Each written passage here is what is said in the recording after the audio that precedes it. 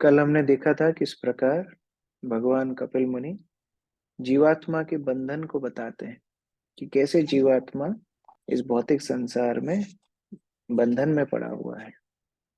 और पिछले श्लोक में हमने देखा था किस प्रकार भगवान बता रहे हैं कि जब तक ये मिथ्या अहंकार नष्ट नहीं होगा तब तक जीवात्मा भौतिक कल्मशों से प्रभावित रहेगा। तो देवहूति इसी से संबंधित आगे प्रश्न पूछ रही है। श्लोक संख्या 17।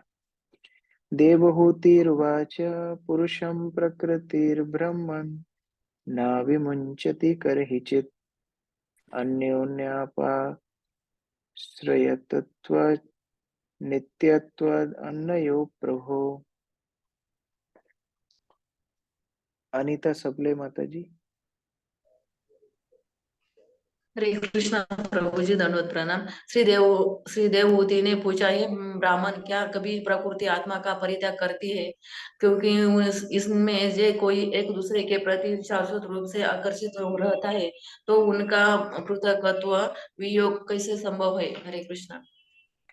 तो देवहूति प्रश्न पूछ रही हैं कि क्या कभी प्रकृति के चंगुल से जीवात्मा छूटता है?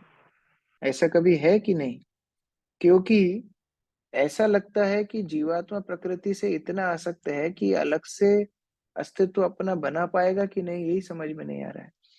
भौतिक शरीर से, भौतिक प्रकृति से हम इतने चिपके हुए हैं कि कभी-कभी तो ऐसा लगता है कि इसके बिना हम रह पाएंगे कि नहीं। ये देवहूति प्रश्न पूछ रहे हैं। नमिता माता जी पढ़िए। हरे कृष्णा प्रभु जी, दंडवत प्रणाम। भगवान श्री कपिल की माता देवहूति यहाँ पर प्रथम प्रश्न पूछती हैं। यद्यपि मनुष्य जानता है कि आत्मा तथा पदार्थ भिन्न है, किंतु न तो दार्शनिक चिंतन से और न ही उपयुक्त ज्ञान से उनको वास्तविक रूप से विलग करना संभव है। आत्मा परमेश्वर की तटस्थ शक्ति है और पदार्थ बहिरंगी शक्ति है। ये दोनों नित्य शक्तियां ना जाने किस प्रकार मिल गई हैं, और चूंकि अब इनको एक दूसरे से विलग करना कठिन है, तो फिर यह कैसे संभव है कि प्रत्येक जीव मुक्त हो सके? व्यवहारिक अनुभव द्वारा यह देखा जा सकता है कि जब आत्मा को शरीर से विलग कर दिया जाता है तो शरीर का कोई अस्तित्व नहीं रहता, और तब शरीर की आत्मा से विलग कर दिया जाता है तो आत्मा का अस्तित्व नहीं दिखता। जब तक आत्मा तथा शरीर मिलते रहते हैं, हम समझते हैं कि जीवन है, किंतु उनके विलग होते ही शरीर या आत्मा का व्यक्त अभी अस्तित्व नहीं दिखता। देवहूति द्वारा भगवान श्री कपिल से पूछा गया यह प्रश्न शून्यवादी दर्शन से थोड़ा बहुत प्रेरित है। शून्यवादी कहते हैं कि चेतना पदार्थ के संयोग से उत्पन्न है, और ज्यों ही चेतना चली जाती है भौतिक संयोग विलीन हो जाता है। अतः अंत में शून्य के अतिरिक्त और कुछ नहीं रहता। चेतना की इस अनुपस्थिति को मायावादी दर्शन में निर्वाण कहते हैं। हरे कृष्ण प्रभु जी। तो देवहूति इस तरह प्रश्न पूछ रहे हैं कि जब शरीर से आत्मा चली जाती है तो शरीर निरर्थक हो जाता है, वो तो है ही। लेकिन अगर शरीर से आत्मा जब चली जाती है तो आत्मा भी तो कुछ कार्य करती दिखती नहीं है, तो वो भी तो अपने स्थूल रूप में कोई कार्य नहीं कर पाती है। तो फिर दोनों ही के एक दूसरे के ऊपर निर्भर है। और अगर ऐसा है तो जीवात्मा अपनी आसक्तियों से मुक्त कैसे हो? उस तरह प्रश्न पूछ रहे हैं। एक उदाहरण अगले श्लोक में दिया जा रहा है। यथा गंधस्य भूमिश्च न भावो व्यतिरिक्तः आपम रसस्य च यथा तथा बुद्धे परस्य च। अक्रूर प्रभु। हरे कृष्णा प्रभु, धन्यवाद प्रणाम। जिस प्रकार प्रकृति तथा इसकी गंध का या जल तथा इसके स्वाद का कोई पृथक अस्तित्व नहीं होता, उसी प्रकार बुद्धि तथा चेतना का कोई पृथक अस्तित्व नहीं हो सकता। जैसे हमने पिछले अध्याय में समझा था, पृथ्वी और गंध, ये गंध पृथ्वी का एक गुण है, तो ये अलग नहीं हो सकता। जल से स्वाद कभी अलग नहीं हो सकता। तो उसी प्रकार से चेतना यानी आत्मा की उपस्थिति तो बुद्धि, अहंकार, शरीर, इंद्रियां ये तो होनी ही चाहिए। इनके अलग अलग हम लोग कैसे इनको स्वतंत्र रूप से कैसे देख सकते हैं? तात्पर्य नीतू माता जी। हरे कृष्णा प्रभु जी, दंडवत प्रणाम। तात्पर्य, यहाँ उदाहरण दिया गया है कि किसी भी भौतिक वस्तु में गंध होती है। फूल, पृथ्वी सभी में गंध होती है। यदि पदार्थ में से गंध विलक कर दी जाए तो पदार्थ को पहचाना नहीं जा सकता। यदि जल में स्वाद ना हो तो जल व्यर्थ है। यदि अग्नि में उष्णता ना हो तो अग्नि व्यर्थ है। इसी प्रकार बुद्धि के अभाव में आत्मा का कोई अर्थ नहीं होता। हरे कृष्ण प्रभु जी। तो इस प्रकार शरीर के ऊपर भी आत्मा निर्भर करती हुई दिखती है, तो इसको कैसे समझा जाए? एक और उदाहरण से देवहूति अपने प्रश्न को और स्पष्ट कर रही हैं। श्लोक 19। आकर्तु कर्म बंधोऽयं पुरुषस्य यद आश्रया गुणेषु सत्सु प्रकृते कैवल्यम तेषु अतः कथम। वंदना माता जी। हरे कृष्णा प्रभु जी, दंडवत प्रणाम। अतः समस्त कर्मों का कर्ता ना होते हुए भी जीव तब तक कैसे स्वतंत्र हो सकता है जब तक प्रकृति उस पर अपना प्रभाव डालती रहती है और उसे बांधी रहती है। हरे तो कृष्णा, प्रश्न दंडवत पूछ प्रणाम। रहे हैं कि आप बोल रहे हो कि कर्ता जीवात्मा है, जीवात्मा नहीं रहेगी, शरीर कुछ काम नहीं कर पाएगा, ठीक है। लेकिन हम ये भी सुनते हैं प्रकृति क्रियमाणानि गुणै कर्माणि सर्वशः, प्रकृति के 3 गुणों से ही सब कुछ हो रहा है। तो प्रकृति अगर सब कुछ कर रही है तो जीव कर्ता कैसे हुआ? और अगर जीव कर्ता हुआ तो प्रकृति क्या कर रही है? और अगर जीव प्रकृति के प्रभाव में कर्म कर रहा है तो जीव स्वतंत्र कैसे हुआ? ये सारी फिरोज अलग अलग संशय पैदा कर रहे हैं। तात्पर्य सुजाता माता जी। हरे कृष्णा प्रभु जी, दंडवत प्रणाम। तात्पर्य, यद्यपि जीव पदार्थ के संसर्ग से स्वतंत्र होना चाहता है किंतु उसे छुटकारा नहीं मिलता। वास्तव में जैसे ही जीव अपने आप को भौतिक प्रकृति के गुणों के अधीन कर लेता है, वैसे ही उसके समस्त कार्य भौतिक प्रकृति द्वारा प्रभावित होने लगते हैं और वह गौण हो जाता है। श्रीमद् भगवद गीता में इसकी पुष्टि इस प्रकार हुई है। प्रकृते क्रियमाणानि गुणैः। जीव भौतिक प्रकृति के गुणों के अनुसार कर्म करता है। वह झूठे ही सोचता है कि वह कर्म कर रहा है, जबकि दुर्भाग्यवश वह निष्क्रिय अकर्ता रहता है। दूसरे शब्दों में, उसे भौतिक प्रकृति के नियंत्रण से निकलने का अवसर नहीं मिलता, क्योंकि वह पहले ही उससे बद्ध हो चुका होता है। श्रीमद् भगवद गीता में यह भी कहा गया है कि भौतिक प्रकृति के पास से छूट पाना बहुत कठिन है। वह अन्य प्रकार से यह सोचने का प्रयत्न कर सकता है कि अंततः प्रत्येक वस्तु शून्य है, ईश्वर कहीं नहीं है, और यद्यपि प्रत्येक वस्तु का आधार आत्मा है, पर वह तो निराकार है। ऐसा तर्क वितर्क चलता रह सकता है, किंतु वास्तव में भौतिक प्रकृति के पाठ से छूट पाना अत्यंत कठिन होता है।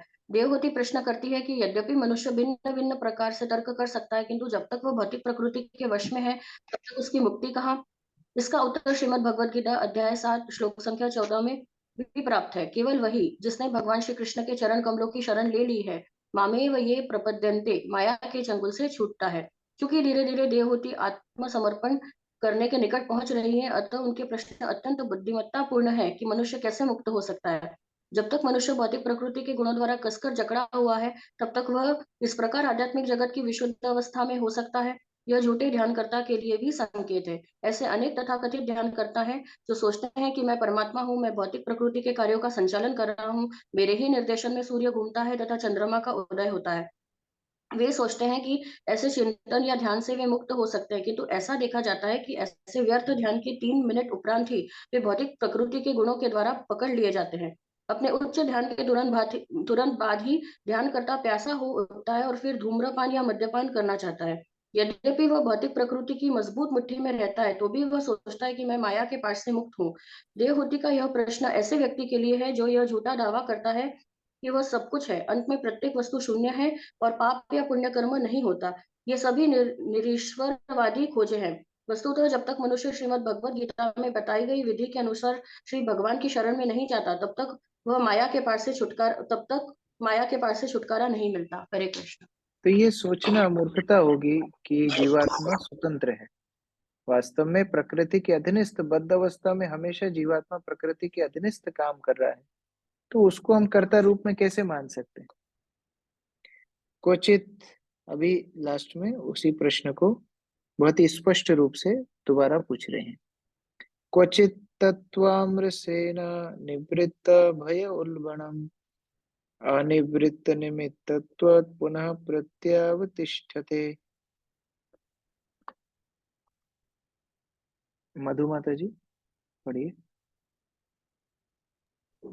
हरे कृष्ण प्रभु जी, दंडवत प्रणाम। यदि चिंतन तथा मूल सिद्धांतों की जांच परख से बंधन के महान भय से बच भी लिया जाए तो भी यह पुण्य प्रकट हो सकता है, क्योंकि इसके कारण का अंत नहीं हुआ होता। आगे कंटिन्यू रख। तो देवहूति प्रश्न बहुत सरल रूप से यहाँ पर रख रहे हैं कि मान लो ये सब जो आपने सिद्धांत बताए हैं कि जीवात्मा प्रकृति से भिन्न है, आध्यात्मिक है, प्रकृति भौतिक है, कैसे स्थूल तत्व बने, कैसे सब कुछ चेतना के ऊपर निर्भर करता है, मिथ्या अहंकार का शोधन करना है, ये सब थ्योरी तो हमने समझ ली। लेकिन फिर से हम बार बार भौतिक वस्तुओं में पड़ते जाते हैं, बार बार हमारे ये आसक्तियां बढ़ती जाती हैं, ये भौतिक संसार पुनः पुनः हमें जकड़ता जाता है। तो उससे कैसे छुटकारा पाया जाए, इस तरह पूछ रहे हैं। आयुष प्रभु तात्पर्य। हरे कृष्ण तो दंडवत प्रणाम। तात्पर्य: अपने आप को पदार्थ के अधीन करने से भौतिक बंधन उत्पन्न होता है, क्योंकि मिथ्या अहंकार प्रकृति पर अधिकार जताना चाहता है। श्रीमद् भगवद गीता का कथन है, इच्छा द्वेष समुत्थेन। जीवात्मा में दो प्रकार की रुचियों का उदय होता है। एक है इच्छा, जिसका अर्थ है भौतिक प्रकृति पर अधिकार जताने की अथवा परमेश्वर के सदस्य महान बनने की इच्छा रखना। प्रत्येक व्यक्ति इस भौतिक संसार में महानतम व्यक्ति बनना चाहता है। दूसरी है द्वेष, अर्थात ईर्ष्या। जब मनुष्य भगवान श्री कृष्ण अथवा पूर्ण पुरुषोत्तम भगवान से द्वेष करता है तो वो सोचता है कि कृष्ण ही सर्वे सर्वा क्यों है, मैं भी कृष्ण जैसा हूँ। ये दो बातें हैं, भगवान बनने की इच्छा और भगवान से ईर्ष्या, भव बंधन के प्रारंभिक कारण है। जब तक चिंतक मुक्ति का इच्छुक या शून्यवादी महान बनने, सब कुछ होने या ईश्वर के अस्तित्व को नकारने की कोई न कोई इच्छा रखता है, तब तक उसकी मुक्ति का प्रश्न ही नहीं उठता। देवहूति अत्यंत बुद्धिमत्ता पूर्वक कहती है, कोई भले ही सिद्धांत विश्लेषण करते हुए यह कहे कि ज्ञान के द्वारा वह मुक्त हो गया है, किंतु वास्तव में जब तक कारण विद्यमान है तब तक वह मुक्त नहीं है। श्रीमद् भगवद गीता पुष्टि करती है कि अनेक जन्मों तक ऐसे तर्क वितर्क करने के पश्चात जब मनुष्य अपनी वास्तविक चेतना में आता है और भगवान श्री कृष्ण की शरण में जाता है, तभी उसकी ज्ञान की खोज पूरी होती है। भवबंधन से सैद्धांतिक मुक्ति तथा वास्तविक मुक्ति के बीच जमीन आसमान का अंतर है। श्रीमद् भागवतम का कथन है कि यदि कोई भक्तिमय सेवा के शुभ पथ को छोड़कर केवल चिंतन द्वारा वस्तु को जानना चाहता है तो वह वृथा ही अपना समय गवाता है। क्लिश्यन्ति ये केवल बोध लब्धे। इस प्रकार का श्रम केवल श्रम होता है, कोई अन्य परिणाम नहीं निकलता। ऐसे चिंतन का श्रम रिक्तता में समाप्त होता है। यहाँ यह उदाहरण दिया जा सकता है कि धान की भूसी को कूटने से क्या लाभ, उसका चावल तो पहले से ही निकला रहता है। अतः मात्र चिंतन से मनुष्य भवबंधन से मुक्त नहीं हो सकता, क्योंकि कारण तब भी विद्यमान रहता है। पहले कारण को निष्क्रिय करना होता है, तब कर्म प्रभाव निरस्त होता है। अगले श्लोकों में भगवान श्री कपिल इसकी व्याख्या करते हैं। हरे कृष्ण। तो केवल थ्योरी समझ लेने से कि हम शरीर नियम आत्मा है या फिर ये सिद्धांतिक मूल्यों से वही काफी नहीं है। तो कैसे प्राकृतिक रूप से परमानेंट हम कैसे भगवत बंधन से मुक्त होंगे, श्री कपिल मुनि आगे बता रहे हैं, उत्तर दे रहे हैं। श्री भगवान उवाच अनिमित्य निमित्तेन स्वधर्मेनात्मना तीव्रया मयि भक्त्या चाश्रुत संभृता चिराम। भूमिका माता जी। हरे कृष्णा प्रभु जी, दंडवत प्रणाम। भगवान ने कहा, यदि कोई गंभीरता पूर्वक मेरी सेवा करता है और दीर्घ काल तक मेरे विषय में या मुझसे सुनता है तो वह मुक्ति पा सकता है।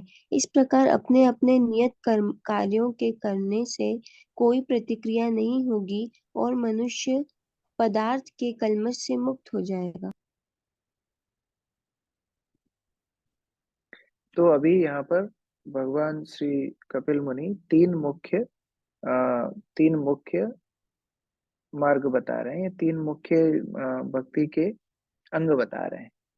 एक तो अपने अपने नियत कार्य करना, जो भी वर्णाश्रम स्थिति में हम है उसको गंभीरता से पालन करना। दूसरा, भगवान की कथा को दीर्घ काल तक सुनना, ऐसा नहीं थोड़े बहुत समय तक, दीर्घ काल तक, लंबे समय तक। और तीसरा, भक्ति से भगवान की सेवा करना। ये 3 अगर उद्देश्य किसी के क्लियर हैं तो फिर वो भवबंधन से मुक्त हो सकता है। पहला, अपने अपने नियत कार्य करना। दूसरा, भगवान की कथा को दीर्घ काल तक सुनना। और तीसरा, गंभीरता से भगवान की भक्तिमय सेवा करना। तात्पर्य, यामिनी माता जी। हरे कृष्ण प्रभु जी, दंडवत प्रणाम। तात्पर्य, इस प्रसंग में श्रीधर स्वामी की टीका है कि केवल प्रकृति के साहचर्य से ही कोई बद्ध नहीं हो जाता। बद्ध जीवन तो प्रकृति के गुणों से दूषित होने के बाद ही प्रारंभ होता है। यदि कोई पुलिस विभाग के संसर्ग में रहता है तो इसका अर्थ यह नहीं होता कि वह अपराधी है। जब तक कोई अपराध नहीं करता तब तक पुलिस विभाग के होते हुए भी उसे दंडित नहीं किया जाता। इसी प्रकार मुक्त जीवन भौतिक प्रकृति में रहते हुए भी उससे प्रभावित नहीं होता। यहाँ तक कि पूर्ण पुरुषोत्तम भगवान भी जब वे अवतरित होते हैं तो प्रकृति के साहचर्य में रहते हैं, किंतु वे उससे प्रभावित नहीं होते। मनुष्य को इस तरह कर्म करना होता है कि इस भौतिक प्रकृति में रहते हुए भी वे कल्मश से प्रभावित न हो। यद्यपि कमल के फूल का साहचर्य जल के साथ होता है, किंतु जल उससे छू नहीं जाता। यही वह विधि है जिस तरह मनुष्य को रहना है, जैसा कि भगवान कपिलदेव ने यहाँ पर वर्णन किया है। अनिमित्त निमित्तेन स्वधर्मेण मलात्मनः। यदि मनुष्य तो गंभीरता पूर्वक यह सबसे पहला अंग प्रभुपाद जी बता रहे हैं। सबसे पहला अंग है कि जैसे कमल पानी में रहते हुए कमल पानी को स्पर्श नहीं करता, वैसे ही जीवात्मा को अपने कर्म भौतिक संसार में करने हैं। तो वो भगवान की सेवा रूप से अगर कर्मों को करे, अपनी जिम्मेदारियों को निभाए, तो उसको कोई भी माया प्रभावित नहीं करेगी। ऐसा जरूरी नहीं है कि हर व्यक्ति जो शहर में रहे उसको पुलिस डंडा मारे ना, पुलिस उसी को डंडा मारेगी जो कानून तोड़ेगा। तो अगर अपने नियत कर्म शास्त्र अनुसार कोई व्यक्ति करे तो उसमें उसको कोई पाप नहीं है, वो बंधित नहीं होगा। ये पहला अंग। अब दूसरा अंग आगे बता रहे हैं अर्चना माता जी। हरे कृष्ण प्रभु जी। यदि मनुष्य गंभीरता पूर्वक भक्ति में सेवा में लगा रहे तो वह समस्त प्रतिकूल परिस्थितियों से मुक्त हो सकता है। यह भक्ति किस तरह विकसित होकर परिपक्व बनती है उसकी व्याख्या यहाँ की गई है। प्रारंभ में मनुष्य को शुद्ध मन से नियत कर्तव्य करने होते हैं। शुद्ध चेतना का अर्थ है कृष्ण चेतना। मनुष्य को कृष्ण चेतना में नियत कर्तव्य करने होते हैं। उसे अपने नियत कर्तव्यों को बदलने की कोई आवश्यकता नहीं रहती। उसे केवल कृष्ण चेतना में कर्म करना होता है।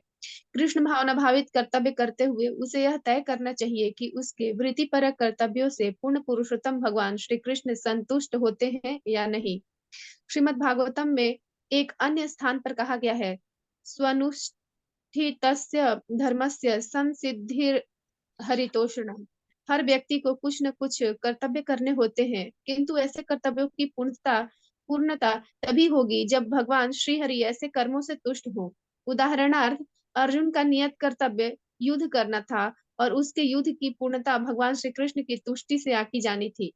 भगवान श्री कृष्ण की इच्छा थी कि वह युद्ध करे और जब उसने श्री भगवान की तुष्टि हेतु युद्ध किया तो यह उसके भक्तिमय कर्तव्य की पूर्णता थी। दूसरी ओर जब श्री भगवान की इच्छा के विरुद्ध वह युद्ध करना नहीं चाह रहा था तो वह अपूर्ण था। आगे पढ़ो। हाँ, पढ़िए। यदि कोई अपने जीवन को पूर्ण बनाना चाहता है तो उसे भगवान श्री कृष्ण की तुष्टि के लिए अपने नियत कर्तव्य संपन्न करने चाहिए। उसे कृष्ण चेतना में कार्य करना चाहिए, क्योंकि ऐसे कर्म से कोई फल नहीं उत्पन्न होता।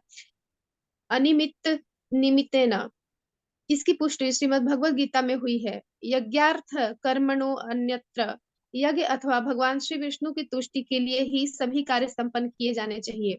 अन्य कोई भी कार्य जो भगवान श्री विष्णु की तुष्टि के बिना संपन्न किया जाता है बंधन उत्पन्न करता है। अतः यहाँ पर भगवान श्री कपिल द्वारा इसकी भी संस्तुति की गई है कि कृष्ण चेतना में कार्य करके अर्थात भक्ति योग में गंभीरता पूर्वक लग करके भवबंधन को क्षीण किया जा सकता है। ऐसी भक्ति दीर्घ काल तक श्रवण करने से विकसित होती है। कीर्तन तथा श्रवण तो भक्ति योग का शुभारंभ है। मनुष्य को चाहिए कि वह भक्तों की संगति करे और उनसे श्री भगवान के दिव्य प्राकट्य कार्यकलापों, उनके अंतर्धान तथा आदेश आदि के विषय में सुने। तो जब श्रुति यहाँ पर बताया जा रहा है कि किस प्रकार अपने कर्मों का निर्वाह करा जाए, वर्णाश्रम धर्म का पालन किया जाए, शास्त्र सम्मत अपने कर्मों का पालन किया जाए, तो कोई बोल सकता है कि अरे कर्म तो सभी कर रहे हैं, लेकिन फिर शुद्ध कैसे होंगे? भक्ति के माध्यम से होंगे। भक्ति में सेवा में संलग्न होंगे तो शुद्ध हो जाएंगे। अब भक्ति कैसे शुरू होती है? भक्ति श्रवण से शुरू होती है। तो श्रवण कैसे करना है? दीर्घ काल तक करना है। ये आखिरी पैराग्राफ में बताया गया है। पायल माता जी। हरे कृष्ण प्रभु जी। श्रुति अथवा शास्त्र दो तरह के होते हैं, एक जो भगवान द्वारा कहे गए हैं और दूसरे जो भगवान तथा उनके भक्तों के विषय में कहे गए हैं। भगवत गीता पहले प्रकार की है और श्रीमद् भागवत दूसरे प्रकार की। मनुष्य को चाहिए कि गंभीर भक्ति सेवा में स्थिर होने के लिए ऐसी श्रुतियों का बारंबार श्रवण विश्वसनीय स्रोतों से करे। ऐसे भक्ति में लगने से वह माया के कलमश से मुक्त हो जाता है। श्रीमद् भागवत में कहा गया है कि श्री भगवान के विषय में श्रवण करने से हृदय प्रकृति की तीनों गुणों के प्रभाव से उत्पन्न समस्त कल्मश से स्वच्छ हो जाता है। निरंतर तथा नियमित श्रवण करने से काम तथा लोभ या प्रकृति पर अधिकार जताने के कल्मश से प्रभाव कम हो जाता है, और जब लोभ तथा काम घट जाते हैं तो मनुष्य सतोगुण पद प्राप्त होता है। यह ब्रह्म साक्षात्कार का आत्म साक्षात्कार की अवस्था है। इस प्रकार मनुष्य दिव्य पद पर स्थित हो जाता है। दिव्य पद पर स्थित बने रहना ही वो बंधन से मुक्ति है। तो दीर्घ काल तक नियमित श्रवण करना बड़ा आवश्यक, वो भी प्रमाणित स्रोतों से। और क्या सुनना चाहिए? भगवान के द्वारा कहे गए वचन और भगवान के बारे में कहे गए वचन, दोनों ही महत्वपूर्ण है। भगवान के द्वारा कहे गए वचन जैसे भगवत गीता, और भगवान के विषय में कहे गए वचन जैसे श्रीमद् भागवतम। दोनों की चर्चा श्रवण जब लंबे समय तक करते हैं तो धीरे धीरे अपने कल्मशों से मुक्त होते हैं। ज्ञानेन दृष्ट तत्वेन वैराग्येन बलीयसा तपोयुक्तेन योगेन तीव्रेण आत्मा समाधिना। प्रमोदानंद प्रभु जी। परीक्षा ये भक्ति दृढ़ता पूर्वक पूर्ण ज्ञान से तथा दिव्य दृष्टि से संपन्न करनी चाहिए। मनुष्य को प्रबल रूप से विरक्त होना चाहिए, तपस्या में लगना चाहिए और आत्मलीन होने के लिए योग करना चाहिए। हरे कृष्ण। तो भक्ति के साथ ये सारी क्रियाएं संपन्न हो सकती हैं।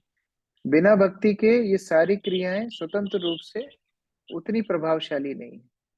लेकिन जब भक्ति के साथ ज्ञान मिल जाता है तो वो ज्ञान हमारे हृदय को शुद्ध करता है। जब भक्ति के साथ वैराग्य मिल जाता है तो वो वैराग्य भगवान को प्रसन्न करता है। भक्ति के साथ तपस्या मिल जाती है तो हम अपनी भक्ति में पथ पे और दृढ़ होते हैं, और भक्ति के साथ योग जुड़ जाता है तो हम भगवान का चिंतन हृदय में कर पाते हैं। तो भक्ति के साथ ये सारी क्रियाओं की सार्थकता है। प्रफुल्ल प्रभु तात्पर्य। हरे कृष्ण प्रभु, धन्यवाद प्रणाम। भौतिक भावना अथवा मनोकल्पना के कारण कृष्ण चेतना में अंधाधुंध भक्ति नहीं की जा सकती। यहाँ विशेष रूप से उल्लेख है कि मनुष्य को पूर्ण ज्ञान में परम सत्य की धारणा बनाते हुए भक्ति करनी चाहिए। हम दिव्य ज्ञान का विकास करके परम सत्य के विषय में समझ सकते हैं, और ऐसे दिव्य ज्ञान का परिणाम वैराग्य द्वारा ही प्रकट होगा। यह वैराग्य न तो क्षणिक है, न कृत्रिम है, अपितु अत्यंत प्रबल है। कहा जाता है कि वैराग्य के द्वारा कृष्ण चेतना का विकास दृष्टिगत होता है। यदि कोई अपने आप को भौतिक भोग से पृथक नहीं कर सकता तो यह समझना चाहिए कि वह कृष्ण चेतना में अग्रसर नहीं हो रहा है। कृष्ण चेतना में वैराग्य इतना प्रबल होता है कि इसे किसी आकर्षण के द्वारा विफत नहीं किया जा सकता। मनुष्य को पूर्ण तपस्या में भक्ति करनी होती है।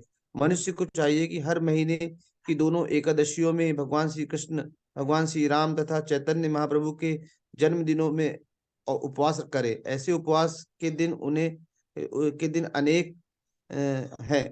योगीन का अर्थ है इंद्रियों तथा मन को नियंत्रित करके योग। इंद्रिय संयम योगीन बताता है कि मनुष्य अपने में लीन रहता है और ज्ञान के विकास द्वारा परमात्मा के साथ अपनी स्वाभाविक स्थिति को समझ सकता है। इस प्रकार वह भक्ति योग में स्थित हो जाता है और उसकी श्रद्धा किसी भौतिक प्रलोभन से विचलित नहीं की जा सकती। हरे कृष्ण प्रभु। तो यहाँ पर 4 चीजें बताई हैं। ज्ञान, जो भगवान से हमारे संबंध को जोड़े, वो ज्ञान। दूसरा वैराग्य, जो वैराग्य हमको भौतिक आकर्षणों से दूर करे और भगवान के प्रति आसक्त करे, वो वैराग्य। तीसरा तपस्या, जैसे भगवान के लिए व्रत करना, एकादशी व्रत करना, जन्माष्टमी, रामनवमी, गौर पूर्णिमा इत्यादि व्रत करना, 4 नियमों का पालन करना, ये सब तपस्या है। और चौथा योग। योग मतलब इंद्रिय और मन को कृष्ण की चेतना में लगाना।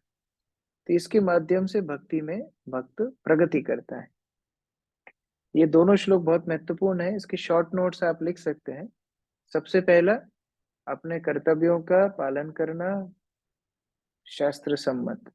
दूसरा, भक्ति योग में संलग्न होना। तीसरा, दीर्घ काल तक श्रवण करना। और फिर आगे इस श्लोक में बताया है कि 4 वस्तुओं से भक्ति को और आगे प्रगाढ़ कर सकते हैं।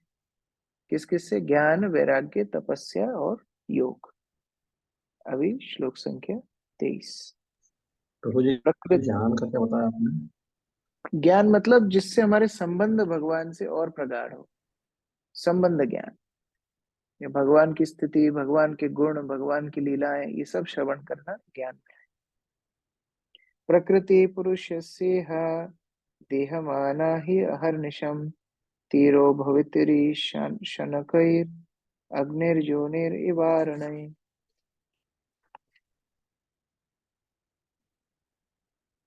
अमित प्रभु पढ़िए। हरे कृष्ण प्रभु जी, दंडवत प्रणाम। भौतिक प्रकृति के प्रभाव ने जीवात्मा को ढककर रखा है, मानो जीवात्मा सदैव प्रज्वलित अग्नि में रह रहा है हो, किंतु भक्ति करने से यह प्रभाव उसी प्रकार दूर किया जाता सकता है जिस प्रकार अग्नि उत्पन्न करने वाले काष्ठखंड स्वयं भी अग्नि द्वारा भस्म हो जाते हैं।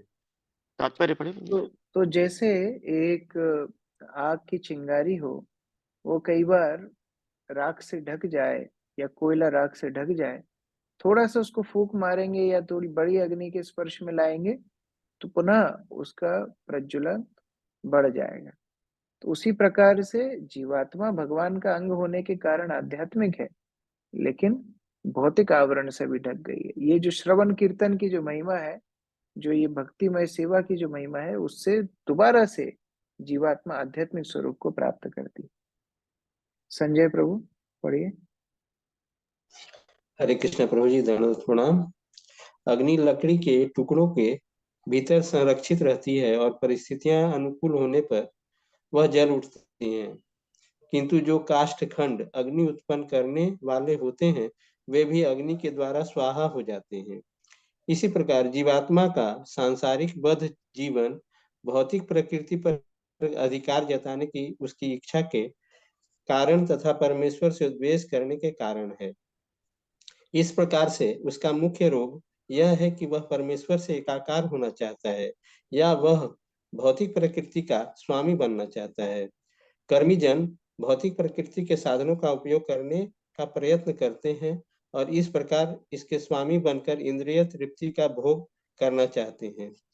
ज्ञानी जन भौतिक साधनों का भोग करते करते निराश होकर श्री भगवान से एकाकार होना या निर्गुण तेज में लीन होना चाहते हैं।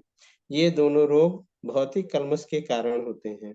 भौतिक कलमश को भक्ति योग द्वारा भस्मसात किया जा सकता है, क्योंकि भक्ति में सेवा में ये दोनों रोग अर्थात भौतिक प्रकृति पर प्रभुत्व जमाने और परमेश्वर से तदाकार होने की इच्छा अनुपस्थित रहती है। अतः कृष्ण भावनामृत में भक्ति योग को सावधानी से संपन्न करने पर भौतिक अस्तित्व का कारण तुरंत भस्म हो जाता है। पूर्ण कृष्ण चेतना में भक्त ऊपर से महान कर्मी प्रतीत होता है, जो सदैव कार्य करता रहता है, किंतु भक्त के इन कार्यकलापों का आंतरिक महत्व यह है कि वे परमेश्वर की तुष्टि के लिए होते हैं। यह भक्ति कहलाती है। अर्जुन ऊपरी तौर पर योद्धा था, किंतु जब उसने अपने युद्ध से भगवान श्री कृष्ण की इंद्रियों को तुष्ट कर दिया तो वह भक्त बन गया। चूंकि भक्त भी परम पुरुष को उसी रूप में समझने हेतु दार्शनिक शोध में रत रहता है, अतः उसके कार्यकलाप चिंतक कैसे लग सकते हैं, किंतु वास्तव में वह आध्यात्मिक प्रकृति तथा दिव्य कार्यकलापों को समझने का प्रयत्न करता रहता है। यद्यपि उसमें दार्शनिक चिंतन की प्रवृत्ति पाई जाती है, किंतु सकाम कर्म के फल तथा अनुभव गम्य चिंतन नहीं पाए जाते, क्योंकि यह कार्य श्री भगवान के निमित्त है। हरे कृष्ण। तो जैसे भौतिक संसार की शुरुआत जीवात्मा की पृथक इच्छा से होती है कि मैं भोक्ता हूँ, मैं स्वामी हूँ, जब वो भगवान को भोक्ता रूप में स्वीकार करता है, स्वामी रूप में स्वीकार करता है, तो तब अपने कर्म करता है, तो वो कर्म उसको बांधते नहीं है, वो मुक्ति प्रदत्त कर्म हो जाते हैं। तो इस प्रकार से यहाँ पर कपिल मुनि बहुत सुंदर रूप से 3 श्लोकों में बहुत कुछ शिक्षाएं हमको दिए हैं। भक्त लोग कल क्लास के पहले इन श्लोकों को अगर एक और बार पढ़ के आ सकते हैं तो बहुत अच्छा होगा। हरे कृष्ण। ग्रंथराज श्रीमद् भागवतम की जय, श्रील प्रभुपाद की जय, समवेत भक्त वृंद की।